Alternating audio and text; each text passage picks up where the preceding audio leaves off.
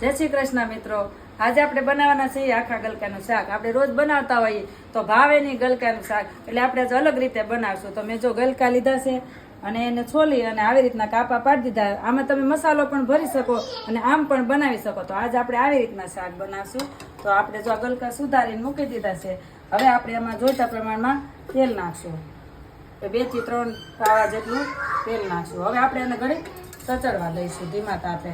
હવે આપણે જોઈ લઈશું ગલકા આપણા સરસ મજાના જો સચડી ગયા છે તેલમાં।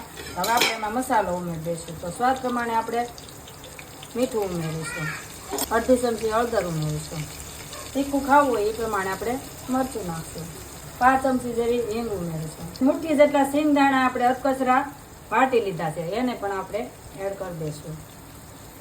થોડી વાર આપણે ઢાંકી દઈશું એટલે મસાલો બધો ગરમ થઈ અને એકરસ થઈ જાય। એટલે હલાવી લેશું એટલે તેલમાં સિંગદાણા ને બધું સતળી જાય। તો જો સરસ મિક્સ થઈ ગયો છે મસાલો। હજી આપણે થોડી વાર આમનામ સડવા દઈશું। હવે આપણે 2 મિનિટ થઈ ગઈ છે। તો જો સિંગદાણા ને બધું સરસ તેલમાં સતળાઈ ગયું છે। હવે આપણે થોડું અમથું પાણી રેડશું।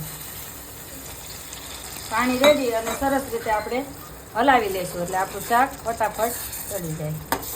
હવે પાછું આપણે 2 મિનિટ માટે ઢાંકી દઈશું।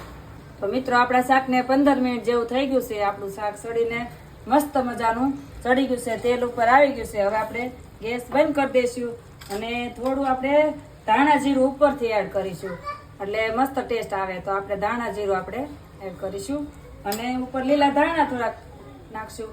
તો મસ્ત મજાના લીલા ધાણા આપણે એડ કરી દઈશું।